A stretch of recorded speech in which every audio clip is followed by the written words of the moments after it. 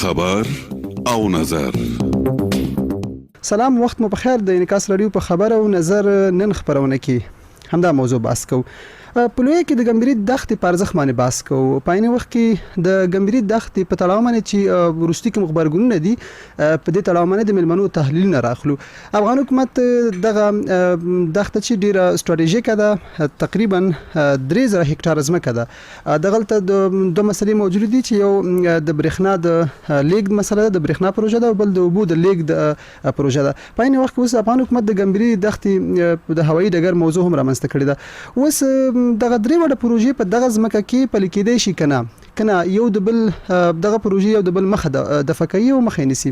د خلکو خبرګونونه تر کومه بریده پورې صحت لري. یو شمېر اندېښنې دا موجود دي چې په خوا دغه هوایي میدان د رودات ولسوالۍ په ځینو سیمو کې ځانګړی شوی ول د سروې شوی، خو په عین وخت کې د خلکو توضیحات داري چې هلته د الوتکې چې کله راځي په هوایي میدان ته نو د پاکستان په هوایي حریم کې تیریږي، دلته ټیکس رامنځته کیږي. دې لپاره ورته روداتو سیمه ډیره مناسبه نه وه.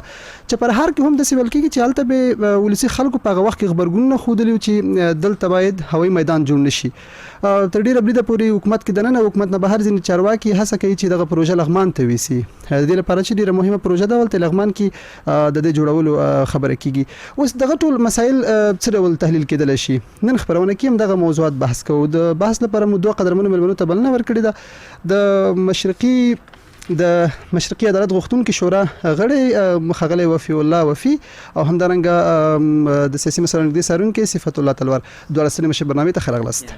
ډیره مننه. تلوار صاحب، که پیل له تاسې وکړو د ګمبري دښتې په تړاو باندې چې دلته هوایي میدان جوړیږي، افغان حکومت په عین وخت کې کار روان دی، ولې لاریون شو؟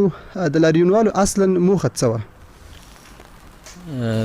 خادم صاحب څرنګه چې موږ تاسو ټول خبر یو چې څو ورځې وړاندې کله چې د ننګرهار پخوانی والي ماموریت دلته پای ته رسېد، هغه د خپل ماموریت پر وروستۍ ورځ باندې د ګمبري په دښته کې هلته د نړیوال هوایي ملکي هوایي ډګر لپاره هغه د جوړېدو لپاره یې لومړنۍ ډبره کېښودله چې پکې نور چارواکي له مرکزه هم وو. خو دلته یو څه چې د خلکو د اندېښنې سبب شول هغه دا و چې د ننګرهار د هغه پخواني والي او د اوسني والي تقریبا په 1495 کې چې کله د ګلاب منګل دلته والیتوب ماموریت درلوده، د هغه په وخت کې هم دا سروې شوې وه. د ملکی هوایي ډګر لپاره هم سروې شوې وه او د دې لپاره هم سروې شوې وه چې دغه د ګمبري دښته څنګه په زراعتي ځمکه باندې بدله کړي.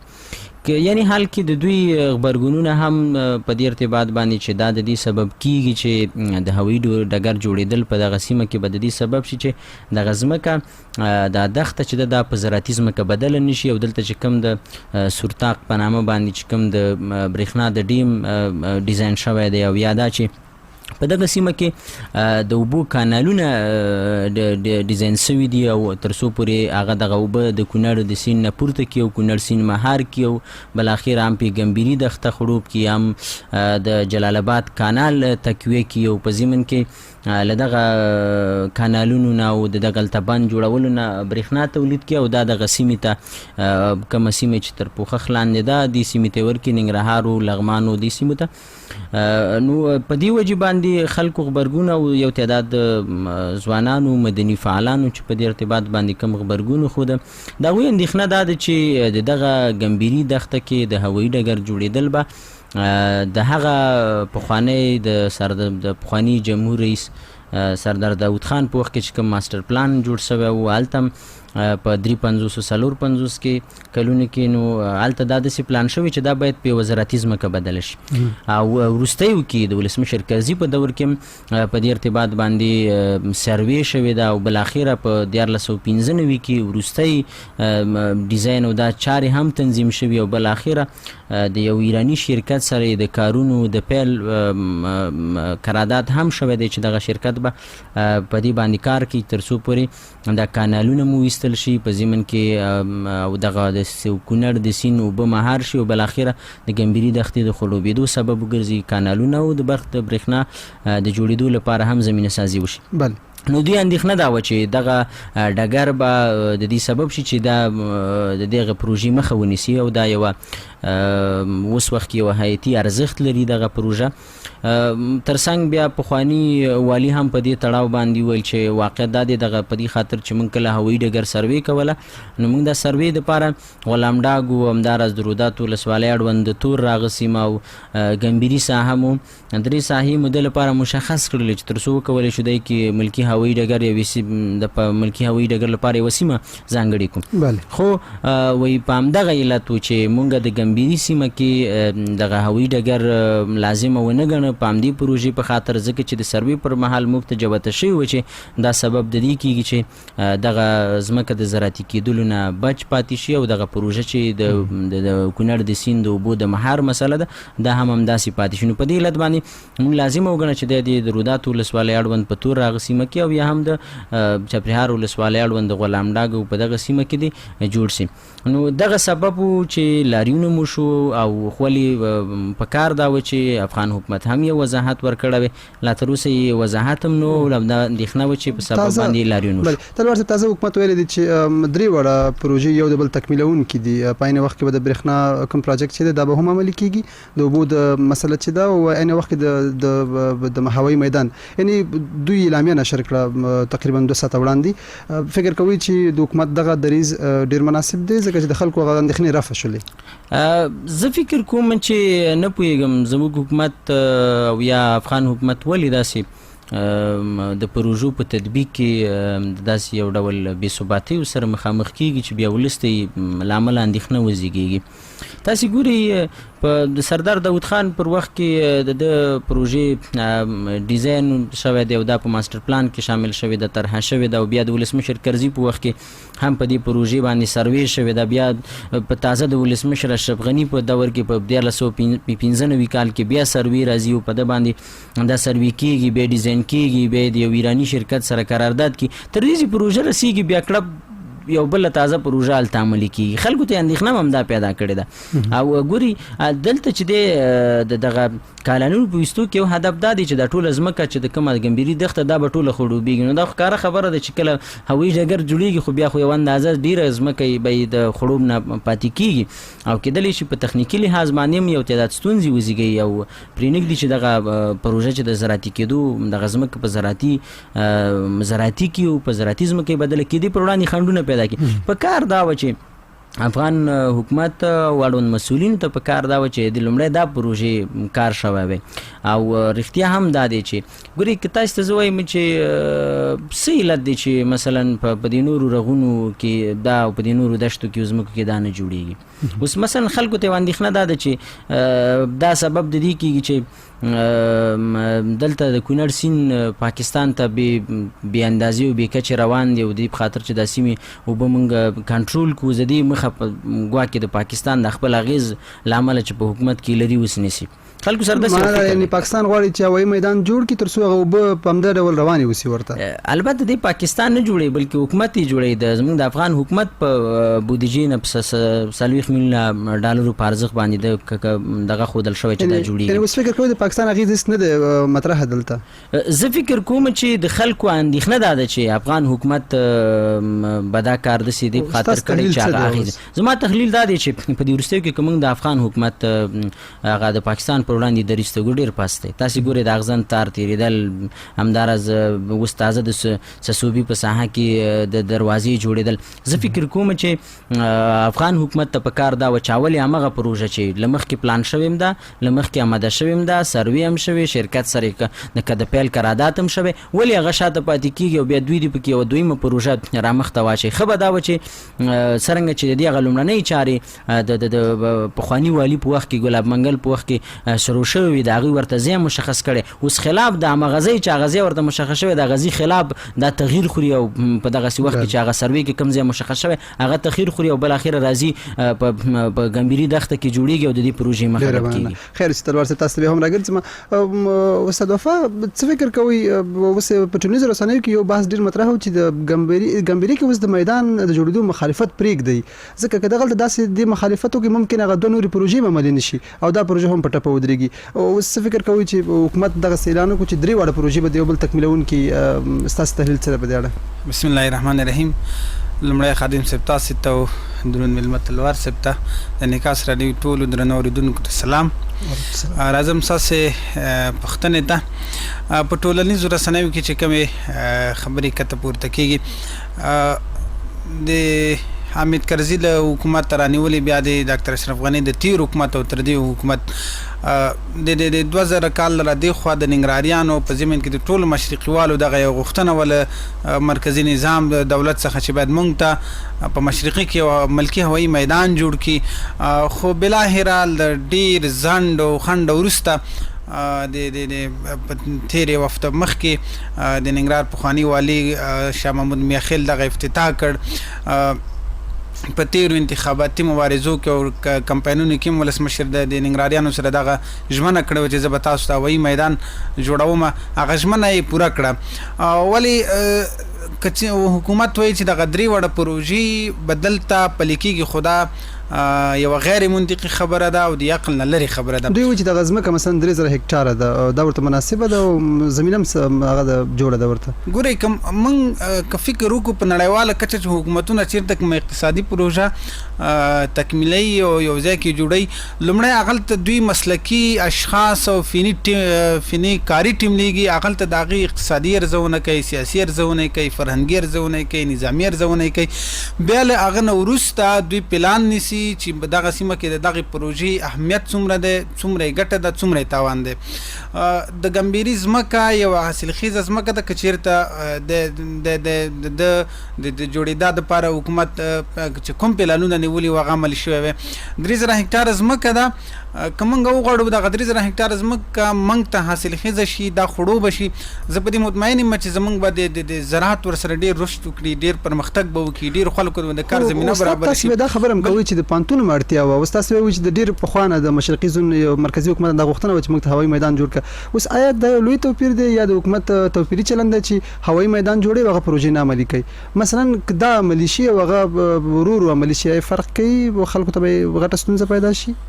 ګورئ دا د دولت یو ډېر غلط پالیسي ده چې پروژه شروع کړي بیا تکمیل په ډېرو سختو شرایطو کې کېږي. یعنې سروې شوې وه پروژه خو نه وه پیل شوې. اوس سروې شوې وه په روداتو سیمه کې. د روداتو کومه ساحه چې د تور راغ سیمه وه مخکې چې تلوار صاحب ورته اشاره وکړه هغه یو اواره دښته ده، دومره مصارف نه غواړي. بل هغه وچه ځمکه ده، هغلته د اوبو سیستم هغه ته جوړول ډېر مصرف غواړي. د روداتو په اړه استاد د روداتو په اړه دغه یو دلیل دا و چې دلته که میدان جوړ شي هوایي میدان هغه الوتکې مثلا چې دلته ناسته کوي هغه د پاکستان په حریم راتېرېږي نو پاکستان حتما خپل ټیکس غواړي. خبره له بدو نه بدتر ورته ځي. تر کوم بریده ورسره تاسو موافق یاست؟ ګورئ که موږ وګورو د روداتو د سیمې که د روداتو سیمه مناسبه نه وه د چپریار د غلام ډاک سیمه یو ښه مساعده سیمه وه. خو هلته خلکو په هغه خپل وخت کې ولسي غبرګون ښودلی دلته باید جوړ نه شي. دغه ټولې دښتې دا د دولت ملکیت دی، د اساسي قانون د 9مې مادې په اساس باندې دا نه د ولسونو دي او نه د فردي اشخاصو افرادو ځمکې دي، دا د دولت ځمکې دي.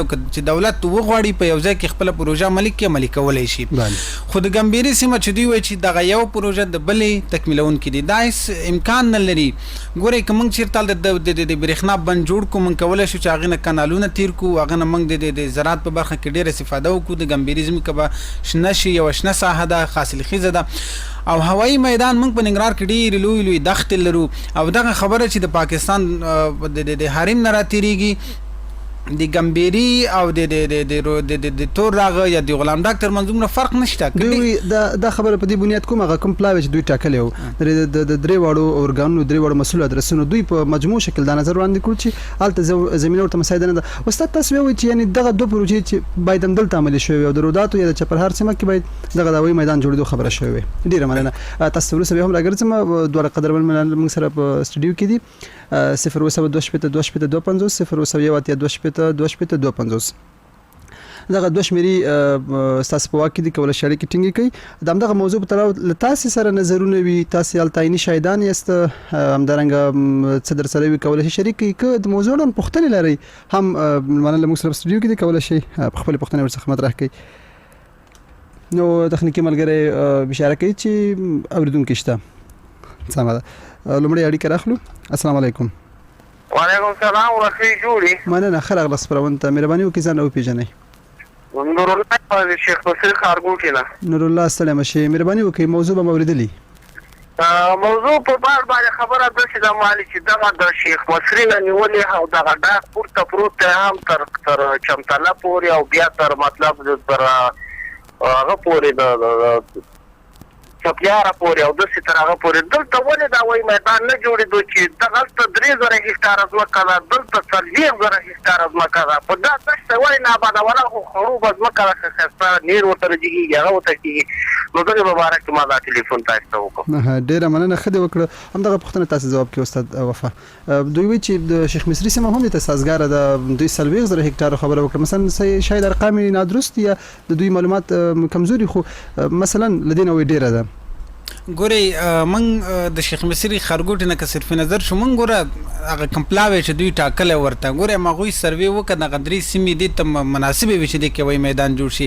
د شیخ مصري د دښتې پر شمول چې د چمتلې پورې پرته ده داسې ډېرې لوی لوی دښتې موږ لرو، مګر هغه نه موږ هېڅ استفاده نه شو کولی. یعنې تاسو استاد کوم ځای کې سروې شوي خو هماغه سیمو کې د باید کار پیل شي؟ بلکل و. ولې د ګمبیري سیمه چې وه دا یوه حاصلخیزه سیمه وه، دا د داود خان ارمان و، بیا هغه نه وروسته د ناکامورا چې یو جاپاني اصل افغاني و، د هغه د یو لوی ارمان و چې دا دښته دی خړوبه کې دا شنه کې دا حاصلخیزه کې.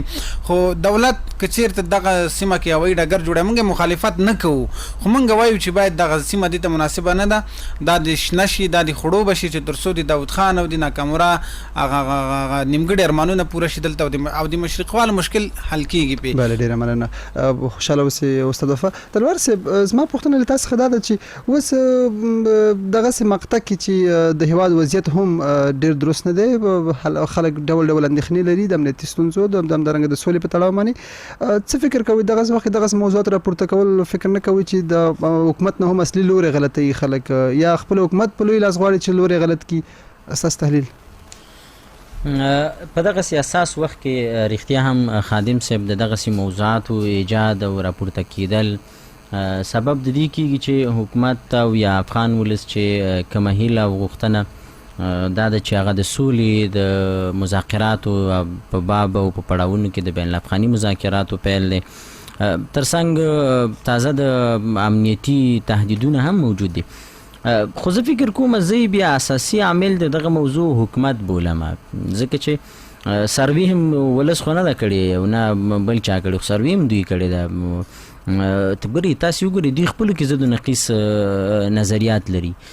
یو والي چې د وخت والي دی سروې شوی هغه وایي چې بلکل زما په وخت کې دا ځای تعین شوی، خو دویم والي وایي چې نه دا ځای په دې اساس باندې جوړ و. ګورئ اساسي مشکل دا دی چې خپله حکومت جوړ کړی، دغسې موضوعات په دغسې وخت کې حکومت راپورته کول یو لامل یې دا هم کېدلی شي چې تازه زموږ د ډیورنډ په مسله کې د ساسوبي د دور بابا په ساحه کې کم بحث راپورته شو.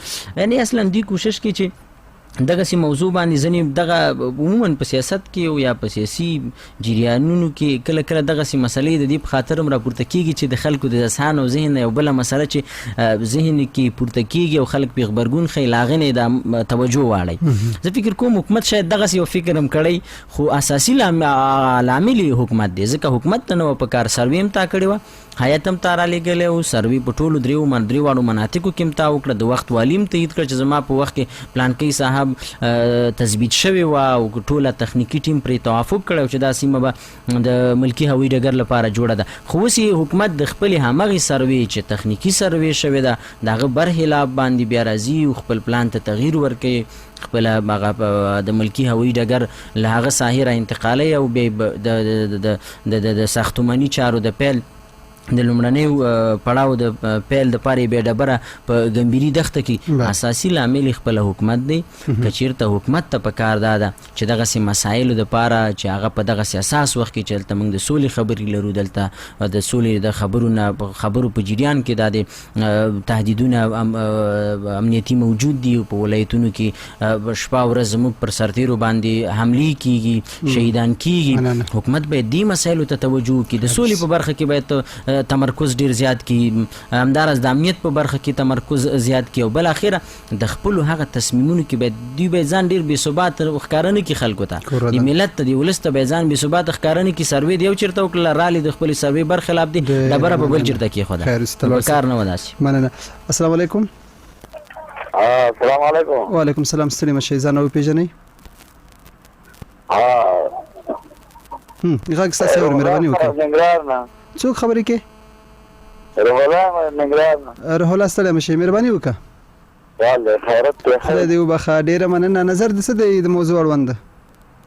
نظر هم دا دی وروره چې دا ګوره دا وبنه غواړي زموږ په پارلمان کې هم د پاکستان خلک شته دي او زموږ په د حکومت ټول د پاکستان په خواخه باندې راغلي. ښه دا اوبه چېرته مهاري دا اوبه ګوره زراعتي ځمکه ده، افغانستان کې زراعتي ځمکه کمه ده، خو اشارې ځمکې ولې نه راغلي چې میدان یې وچ جوړ. صحیح ده. ډیره مننه. ستاسو نظر ملمنو هم واردو او اوریدونکو هم. السلام علیکم. وعلیکم السلام. جوړ په خیر. ستړي مشه خبرونه ته. الحمدلله روح تاسو ښه ملمنو ته تاسو ټول اوریدونکو ته سلام. ډیره مننه. وخت په خیر. لکه خزای غوړه چې غږ د روغ راشي مهرباني وکړئ. موضوع به موردلی نظر پوښتنه او پوښتنه نظر مدار وروره چې دا وای میدان چې جوړیږي او دا خلک یا ملمانه خپل نظر ورکوي چې دا همدغه هوایي میدان لپاره مناسب نه ده. زه هم دغه ځمکه که د هوایي میدان نه پاتې شي او بل ځای کې دغه شي لکه مخکې رودات یا بل ځایونه دغه ځمکې ضمانت به څوک وکړي؟ دا غاصبین لاندې نه کړي لکه په ننګرهار کې داسې ډېرې ځمکې او ډاګونه غاصبینو لاندې کړو، دغه ضمانت به څوک ورکړي؟ او دویمه پوښتنه مې دا ده چې دوی وایي چې دا د ناکامورا ارمانو موږ به دغه ارمان پوره کوو. ناکامورا غریب خو ژوندی خلکو ختم کړ، نو چې دغه کارونه خلکو ته دغه نشو د منلو نه وو، نو دغه ارمانونه به څوک ترسره کړي؟ ډېره مننه. کور ودان. ډیره مننه. خیر یوسي. ښه د اوریدونکو دوه مسلې وي. اوس وی حکومت خو صحیح د سروې کړې وه به تر پاتې شو، اوس خو پیل کړی دی پروژه دغه کارونه روان شو، نو ولې به دومره خلک لاریون کوي نقد کوي؟ د دې ضمانت به څوک ورکوي چې مثلا دلته مافیایي کړۍ موجود دي سبا د ځمکه غصب کیږي؟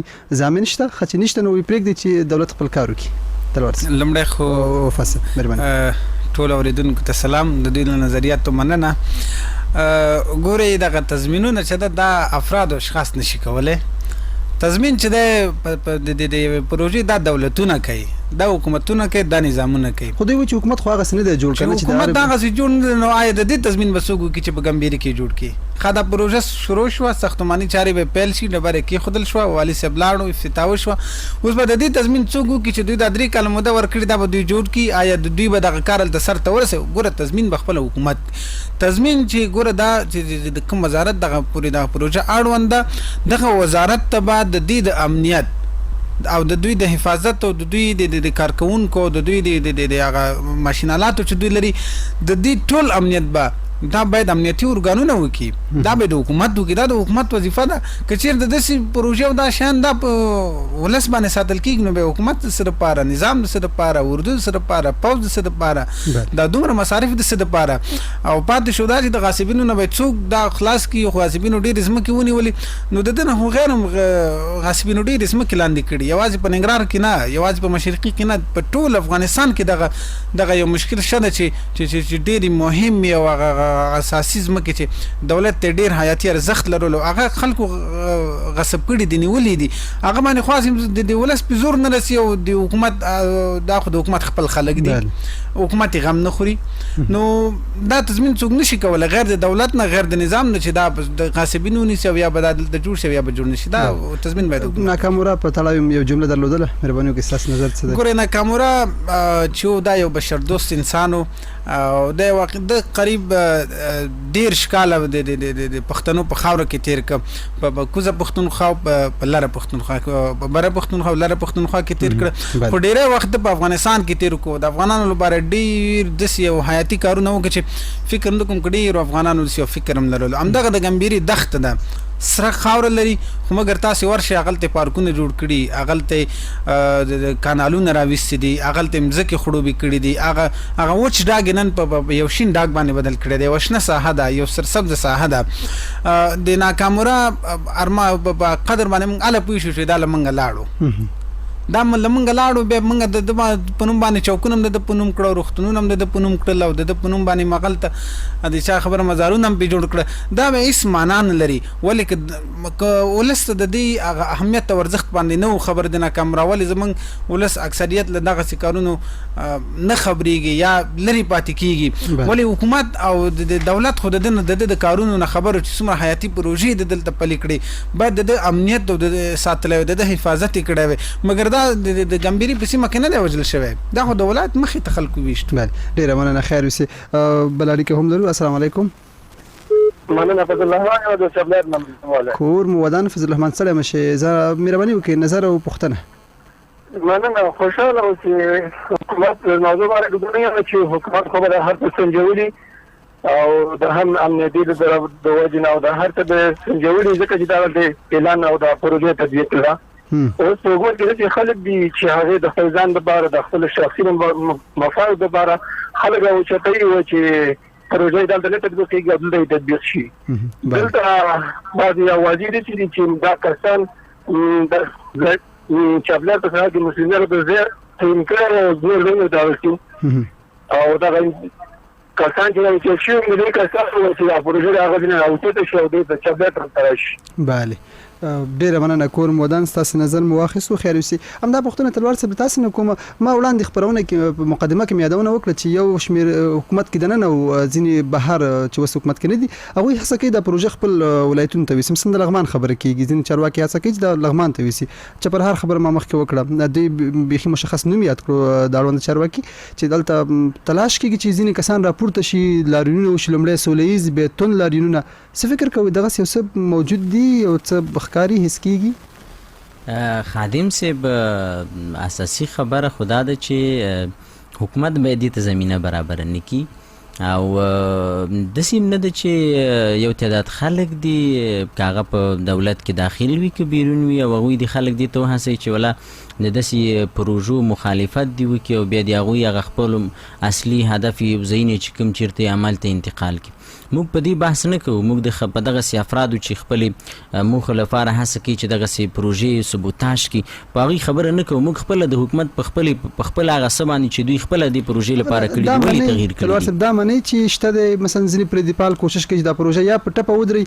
مثلا غزي د خونې انتقالي چې انتقال نشون د پروژې حکومت په ټپه دري بل اخر تاوان ملت ته ورسید نه حکومت به داسې ومنکی او په کار هم نه دا کیږي بم نه ځکه دا پلان شوی ده د لپاره بودیجه ځانګړي شوی ده ځکه د خونه دی چې حکومت دی یو تصمیم ونیسي او بیا دی هغه د لپاره پروژه بزکای د لپاره خپل ټول پروسیجر چې دی هغه ته کیږي بودیجه ځانګړي کیږي امنیتي تدابیر باندې بحث کیږي په ټولو مسایلو بحث کیږي دا پروژه به زندګی نه ولې زموږ د ټولو خلکو ولس غوښتنه هم ده چې موږ باید تل تبل پروژه مخنیوي پیونه کو زه اوس وایم چې حکومت د دې دلیل وایي کچیرته دوی مسؤل ادارې باید ولسته دا دلیل وایي دوی به تبعیت قناعت ورکي چې ولی ډیزاین یو چیرته وک او انتقال بل چیرته کړله سره لدی چالته یو بل پروژه موجوده ده ولی د خپل حکومت وس مثلا کثیر والی یو خبره کین هغه هم د دې حکومت مامور و هغه وای چې موږ پلان هغه ځنی ولې هغه هم دا دلایل وای چې مثلا دغه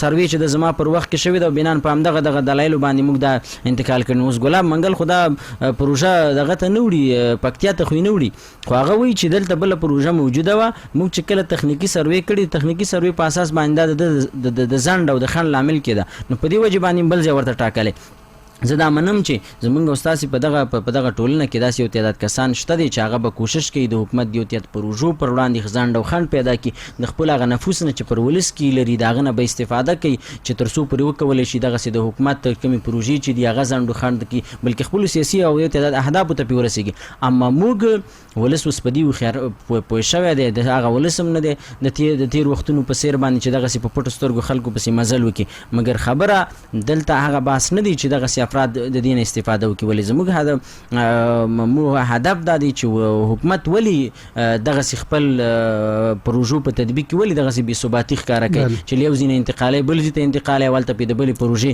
مخه نیسي.